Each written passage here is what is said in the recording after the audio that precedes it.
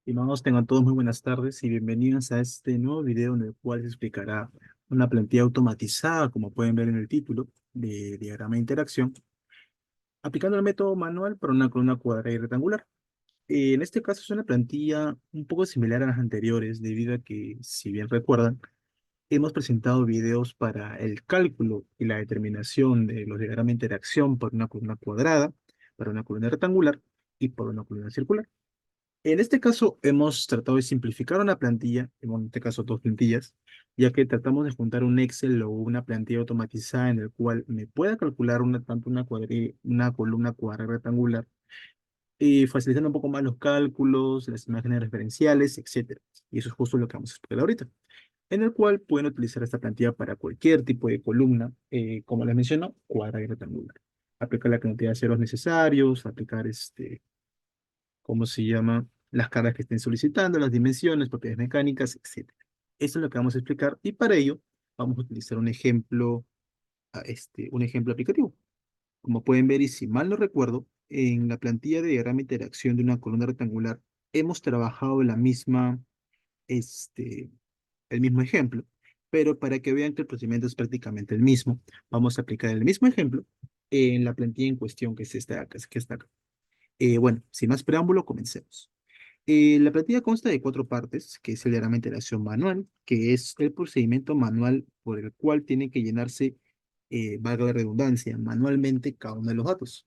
¿Cuáles datos me refiero? El número de capas, las distancias, el tema de definir qué tipo de fuerza está actuando, el tipo de momento, las fuerzas que un procedimiento manual para un cálculo de diagrama de interacción, seguirlo, obviamente, aplicando algunas celdas, algunos formatos, como pueden ver, más que nada para tener en cuenta cómo es el procedimiento, ¿verdad? Porque podemos nosotros mecanizarnos y calcular de frente el diagrama de interacción, pero siempre es bueno saber de dónde salen las cosas, de dónde se obtienen los resultados, o mejor dicho, cómo es que se obtienen los resultados, más que nada. Entonces, el procedimiento es básicamente el procedimiento manual.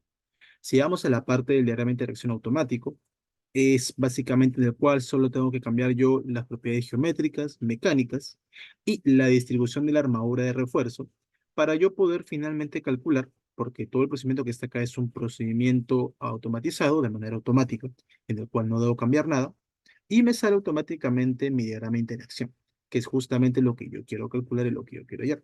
Porque hay que recordar que parte del diseño de una columna, sea cuadrada, rectangular, o circular, o también en el o en T, es poder yo determinar y poder calcular mi diagrama de interacción y aparte de ello saber a qué dirección corresponde cada diagrama y cómo es que las fuerzas que están actuando en la columna pueden ser soportadas por dicho diagrama de interacción.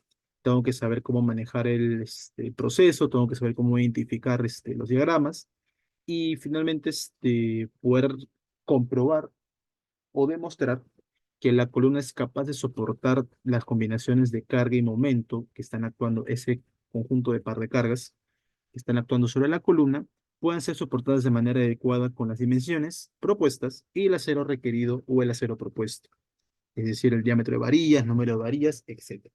Todo eso que estamos proponiendo se tiene que verificar con el diagrama de interacción. Básicamente es una parte inicial de nuestro procedimiento, aparte del diseño por fuerza cortante, aparte de las verificaciones de condición biaxial, etcétera. Es un procedimiento que tenemos que seguir. Siguiendo con la plantilla, viene el análisis comparativo de diagramas. Disculpe, el análisis comparativo de diagramas, que es justo como pueden ver en la imagen, puede determinar yo el diagrama de interacción para qué grado específicamente, porque tengo, por ejemplo, una columna vista en planta y el sismo que está actuando puede actuar a 0, a 90, 180, 270 grados, etcétera. Entonces tengo que saber yo cómo identificar a qué ángulo es el que está trabajando mi sección de columna y qué diagrama de interacción voy a utilizar, porque puedo decir yo que en X trabaja a 0 y a 180 grados y en Y 90 grados, pero tengo que saber cómo identificar la manera adecuada en mi proyecto real en mi edificación colocada. ¿Se entiende?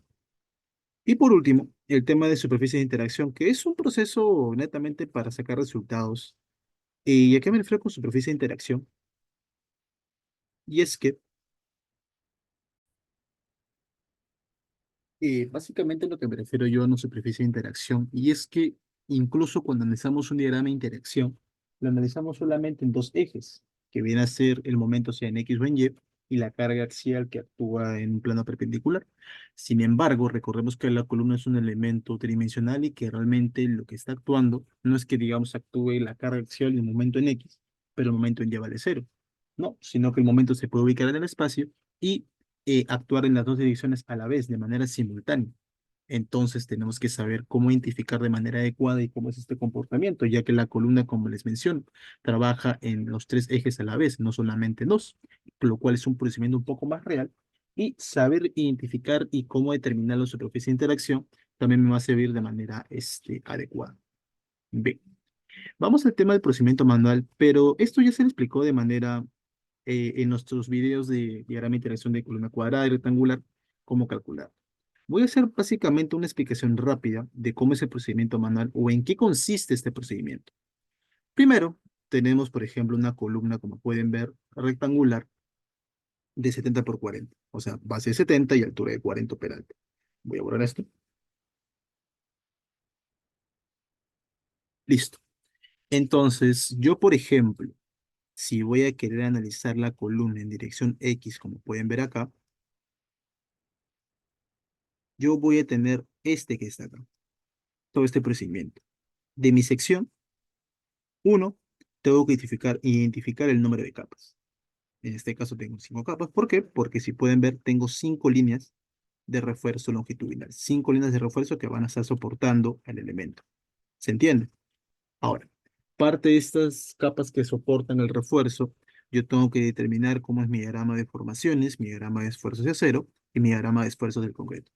Mi diagrama de formaciones, y es que recuerden que cuando estamos analizando la sección, van a presentarse pequeñas deformaciones tanto en el concreto como pueden ver a un límite de 0,003 y tanto en el acero que puede ser o bien a tracción o bien a compresión. Ese es mi procedimiento. Ahora, ¿cómo yo determino si van a estar a tracción o a compresión?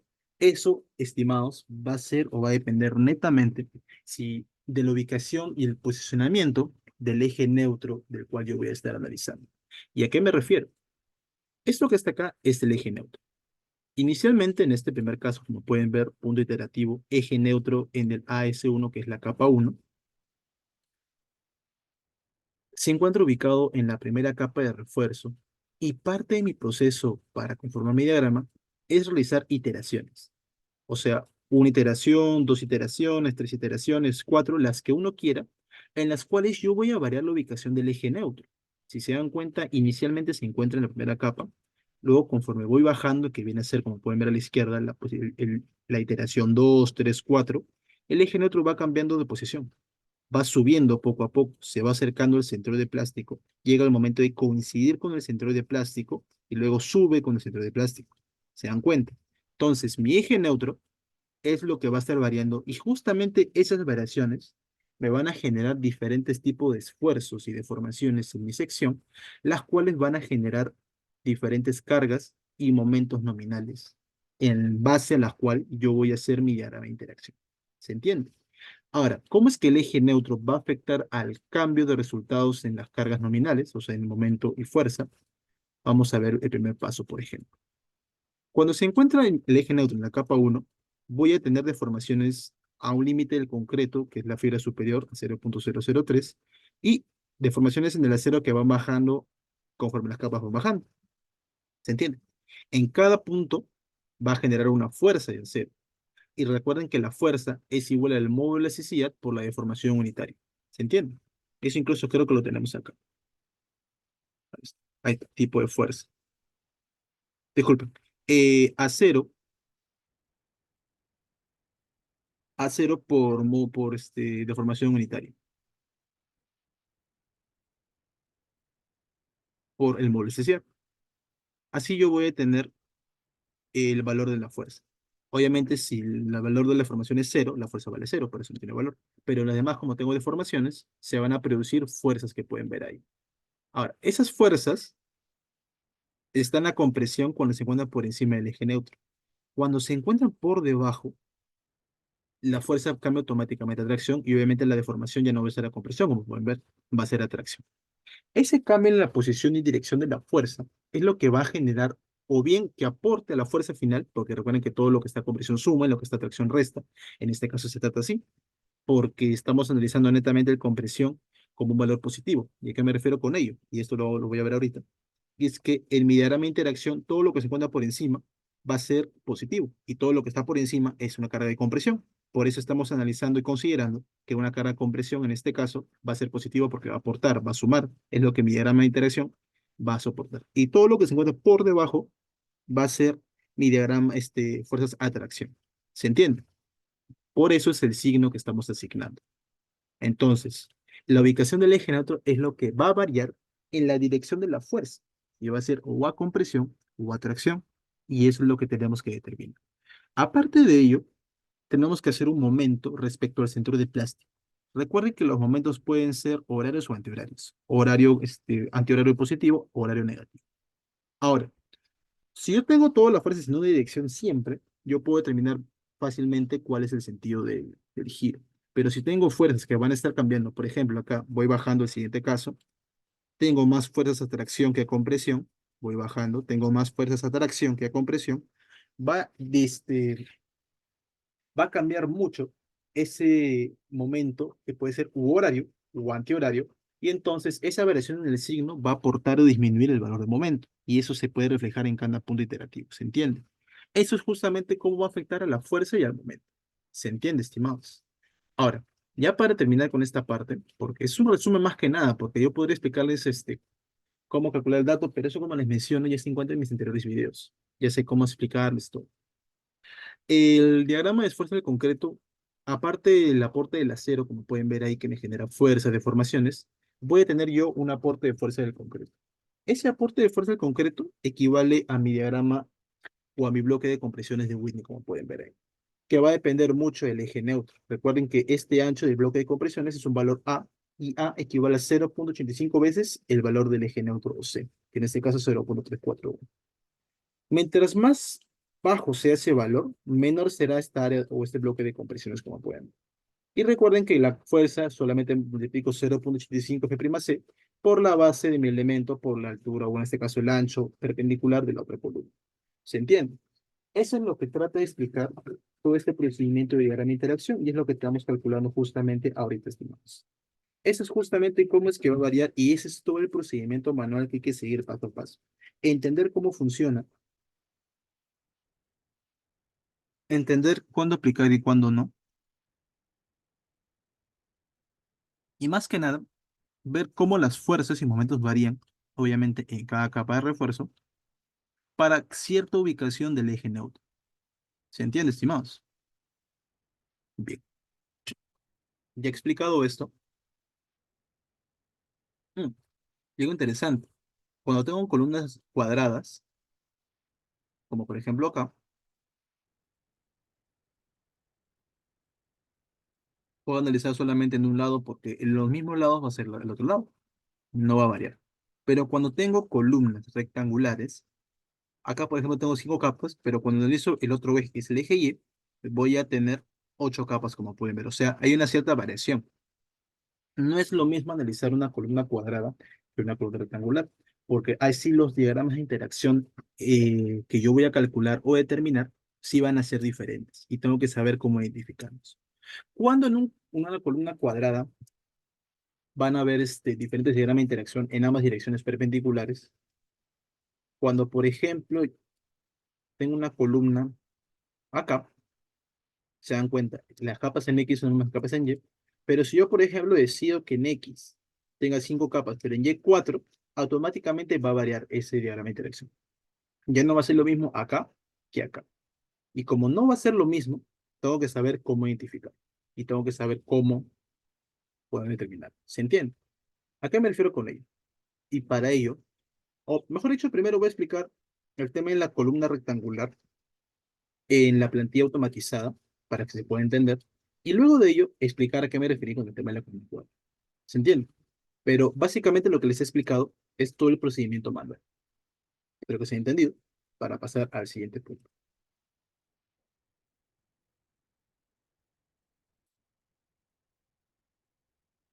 Diagrama de interacción automática. Como pueden ver, yo puedo presentar tres casos de columna. ¿Cuáles son los tres casos si me voy a datos generales? A la parte de abajo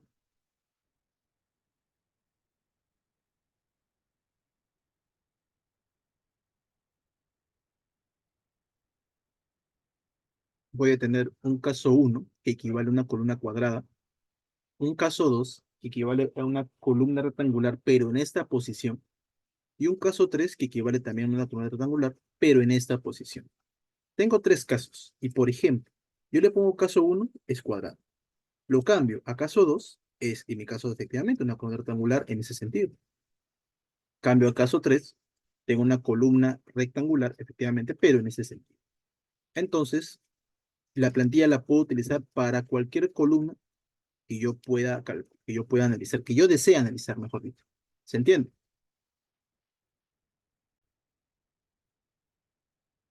Una vez que yo defina qué caso de columna estamos analizando, voy a proceder a calcular mi diagrama de interacción. Por ejemplo, puede ser caso 2, caso uno, pero si mal no me equivoco, es una columna así. Entonces lo voy a dejar en ese sentido.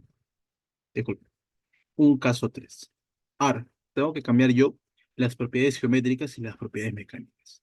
Cualquier propiedad geométrico-mecánica que no sepan cómo se calcula, acá se encuentran todas las fórmulas que estamos utilizando. Tanto en X como en Y, radios, módulo de sección, etcétera. Por ejemplo, la base es 70 y la altura es de 40 centímetros. Tengo un área, un recubrimiento, peralte efectivo, la sección de centro de columna a columna, mecánicas del concreto. Si no me equivoco, o lo voy a manejar, mejor dicho, a un concreto de 280. Lo voy a dejar en 280. Un F'C de 280, como pueden ver. Y tengo un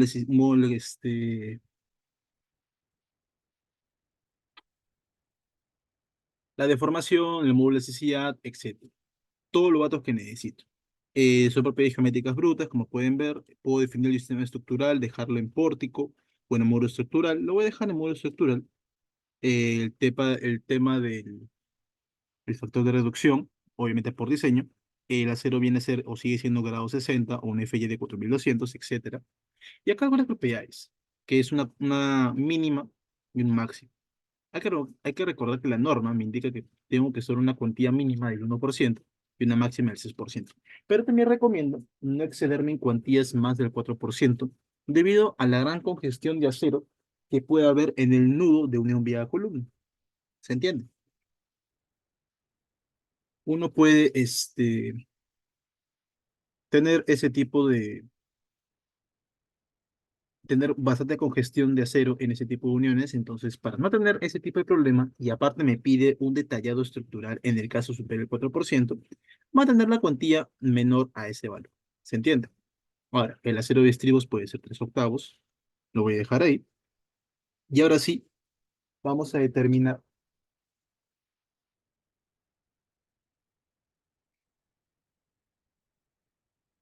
la armadura de refuerzo que vamos a colocar.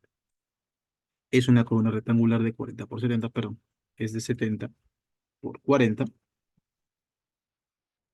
En las esquinas, si no me equivoco, todos son acero de 3 cuartos. Ahí está.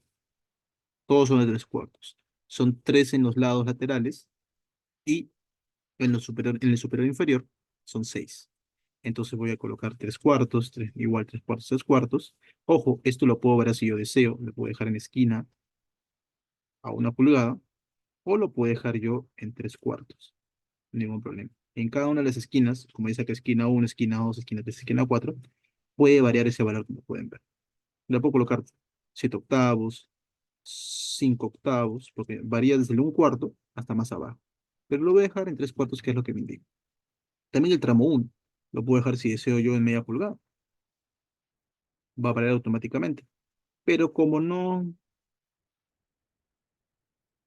está cambiando, lo voy a dejar automáticamente en 3 cuartos. Ahora, 3 cuartos, 3 cuartos, 3 cuartos. El tramo uno y el tramo 4 son 3 si no me equivoco, como indica ahí. Y el tramo 3 y 2 o 2 y 3 son 6 como indica. Entonces tengo un acero de 62,48, supero el acero mínimo, tengo una distribución final de 22 a 0 de 3 cuartos, lo vamos a corroborar, Tengo uno 2 3 4 5 por 2 son 10. Tengo uno 2 3 4 5 6 por 2 son 12 más 10 22. 22 a 0 de 3 cuartos. Y una cuantía del 2,23%, que viene a ser mayor al 1%, o sea, mayor al mínimo, por eso es que me cumple la verificación del cero mínimo, y menor al 4%. Reviso rápidamente los espaciamientos que tengo para secciones con diámetros iguales o para secciones con diámetros diferentes.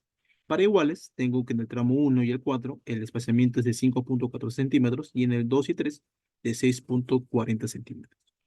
Esa variación hace que me cumpla, porque recuerden que el espaciamiento de refuerzo longitudinal en columnas tiene que encontrarse o tiene que ser mayor a 4 centímetros, pero menor a 15 centímetros. Es lo que me pide justamente la norma, en el artículo 763 y en el artículo 7,153.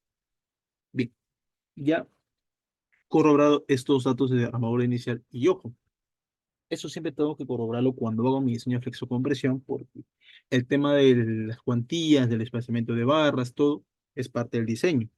Es aparte de que si bien es cierto, va a afectar también a mi interacción, tengo que cumplir yo siempre con los lineamientos máximos de la norma y verificar adecuadamente.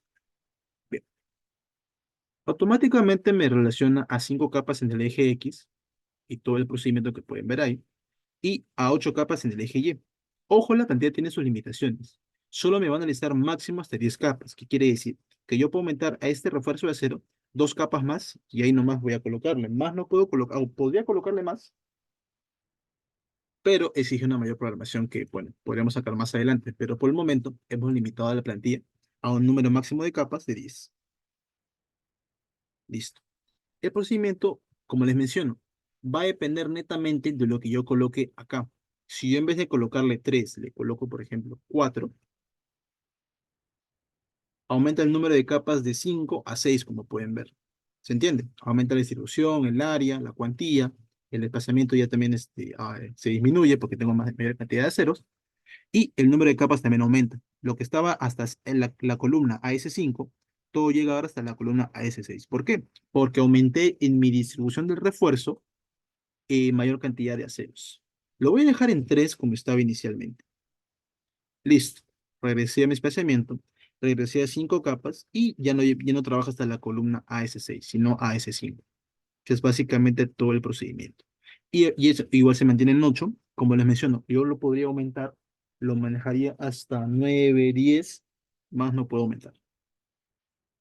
Pero como les menciono, depende netamente de lo que yo coloque acá. Todo lo que yo varíe en mis propiedades geométricas y lo que yo varíe en la ubicación de mis refuerzos en columna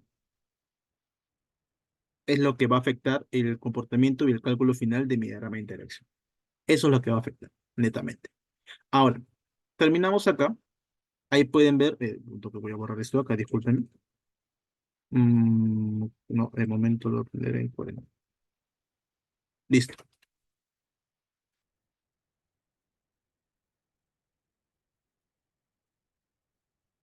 Todos los cálculos de arriba, aparte del análisis de compresión pura y atracción pura, van a hacer que yo calcule, como pueden ver acá, mi diagrama de interacción. Un diagrama de interacción nominal, que va a ser el P sub n y el M sub n, me va a definir el tipo de falla, que puede ser una falla frágil, que se encuentra justamente debajo de la falla balanceada, y una carga sección controlada por compresión en una zona de transición y una controlada por tracción netamente. Me va a calcular aparte los factores de reducción por norma obviamente, y mi carga última o momento último, que es lo que yo estoy necesitando. Acá yo puedo colocar cualquier valor que yo desee, siempre y cuando uno quiera corroborar con el programa, ¿no? Porque todo el cálculo manual que estamos haciendo, como les menciono, ya se ha explicado en anteriores videos, les estoy explicando cómo es el procedimiento, el tema de iterar el eje neutro y lo calculo de manera automática. Sin embargo, lo pueden corroborar si desean con cualquier programa, en este caso ETAP, CSI Column, SAP, hacer el diagrama de interacción, calcularlo y finalmente colocarlo y verificar justamente si el diagrama que se calcula con el software coincide con el diagrama que tenemos ahorita en la columna. ¿Se entiende?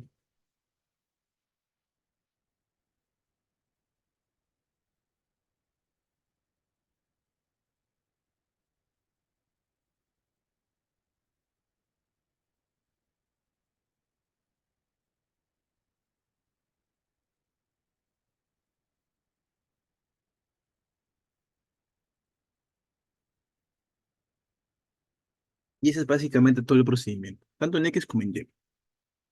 Calcular mi diagrama de interacción nominal, mi factor de reducción por norma y mi diagrama último. Y los diagramas que tengo acá al costado es básicamente todo el procedimiento. Azul es mi diagrama nominal, el color guinda es mi diagrama reducido. Recuerden que lo que yo tengo que diseñar al final es que todas las caras que estén actuando se encuentren dentro de esta región geométrica, dentro de mi diagrama reducido. Y acá tengo un punto morado que básicamente, bueno, mejor dicho, la línea negra representa la falla balanceada. Este punto que está acá es lo que yo puedo ver acá, ajuste del medio. Yo le puedo colocar el momento que desee, le puedo colocar, por ejemplo, 30, va a bajar automáticamente a 30, y es una falla dúctil porque se encuentra debajo del límite de la falla balanceada. ¿Puedo sobrepasar yo la falla balanceada si supero, por ejemplo, esta línea? Aumento mi carga de 54,200. Sube ese valor y automáticamente se presenta una falla frágil, como pueden ver. Cuando se presenta una falla frágil, tengo que tener mucho cuidado y ver, y eso justamente me va a ayudar y apoyar cómo identificar qué tipo de combinaciones de carga van a afectar a mi columna. Si tengo una columna que supera este límite de falla balanceada, puedo saber automáticamente si van a producir una falla frágil, una falla dúctil, etcétera.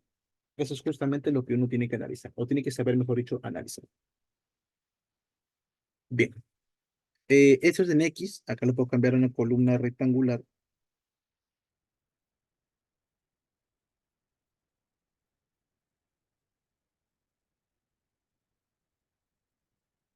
de 70 por 40,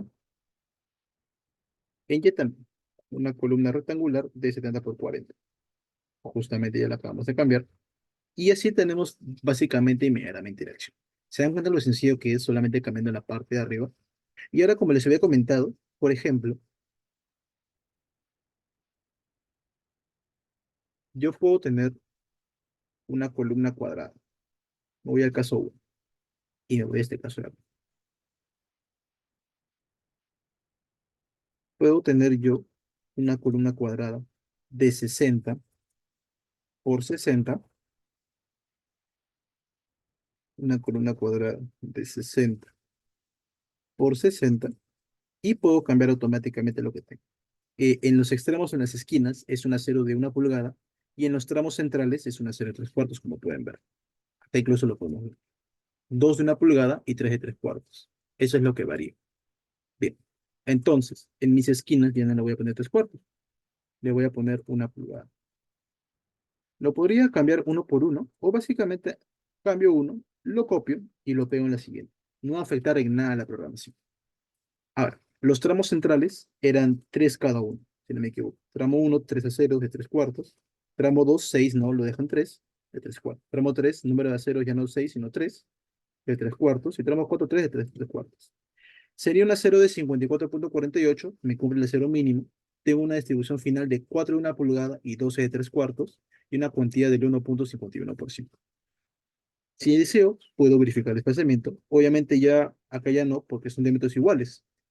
Pero acá como son diámetros diferentes, incluso lo veo en la distribución final, 4 de 1 pulgada y 12 de 3 cuartos, tengo que en las esquinas tengo de 9,66 centímetros, en el centro de 9,98. Eso se cumple en todos los tramos. Y me sale que se cumple, porque es mayor a 4 y menor a 15. Ahora, en X es el número de capas a 5, en Y también el número de capas a 5. Entonces, por lógica, mi diagrama de interacción va a ser lo mismo. Miren acá, máximo 100, 1000, acá también 1000 y máximo 100. El diagrama de interacción tanto en X como en Y va a ser el mismo, porque es una columna cuadrada. O sea, la geometría es muy simétrica y la distribución de refuerzo también. Pero como les menciono, ¿cómo podría yo diferenciar el diagrama de interacción en X y en Y en este tipo de casos para que no sean iguales? Cuando los aceros que yo coloco en este lado, o mejor dicho, la cantidad de aceros que coloque en este lado, sea muy diferente a los que coloque en este lado. Acá coloqué 3, 3, arriba también 3, pero ¿qué pasaría si yo borro una capa y solamente coloco 2, 2? Vamos a ver.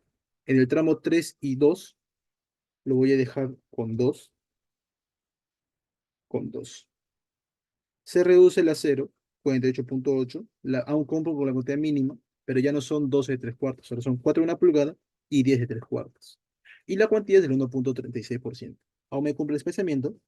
En la capa en X son 5 capas, pero en Y automáticamente va a bajar a 4 capas, como pueden ver. ¿Se dan cuenta? Y para esos casos, mi diagrama de interacción ya cambia. ¿Se dan cuenta? Ya no es el mismo. Acá llega antes de 100, acá pasa un poco el valor de 100. ¿Se dan cuenta? Acá llega hasta 1000, acá también llega hasta 1000, aún se mantiene, pero ya estamos pasando un tema de momentos un poco. O sea, ya no es el mismo valor, si se dan cuenta. Mire, 1050, 66, 64, o sea, son valores ya diferentes. Ese es el único caso en el que podría cambiar mi diagrama de interacción para columnas cuadradas. ¿Se dan cuenta? Eso es justamente lo que estamos analizando, lo que estamos calculando. Y eso es lo que podría variar estimar. Y eso es básicamente no se le plantilla. Se dan cuenta que puedo utilizarla para columnas cuadradas, rectangulares. Es demasiado versátil y es automatizada para que los cálculos sean mucho más sencillos, mucho más fáciles. El tema del análisis comparativo básicamente me sirve para yo saber cómo analizar una columna a qué grado de inclinación. Cuando trabajo en X, viene a ser a 0 y es en 80 grados, tanto rectangular como cuadrado. Se dan cuenta que cuando está en 0 grados, la parte comprimida es la de arriba y la parte traccionada es la de abajo, pero cuando estamos haciendo 80 grados, que es básicamente lo opuesto, la parte comprimida es la de abajo y la parte traccionada es la de arriba. ¿Eso qué quiere decir? Que se puede generar esto que está acá, una simetría o mejor dicho, es como un espejo, estas dos secciones, porque una es a 180 grados y una es a 0 grados. Y solamente como cambia la dirección del sismo, la dirección del análisis, se mantienen los mismos resultados, pero con diferentes signos. Entonces, yo podría calcular acá para cualquier dirección de análisis, o sea, para 0, para 90, para 100, 270, colocar los datos acá y automáticamente me va a salir si está con compresión controlada, zona de transición o tracción controlada, igual que lo hemos hecho acá, y analizando uno a uno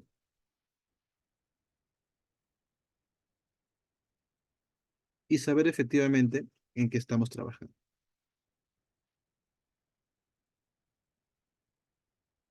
¿Se entiende?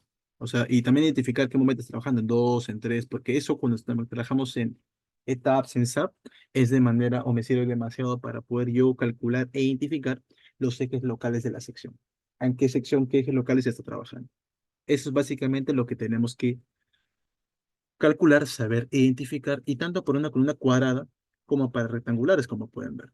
O sea, incluso acá puedo colocar yo las combinaciones de carga y me va a salir automáticamente si el diagrama que estoy analizando cumple o no con esto que estamos analizando acá.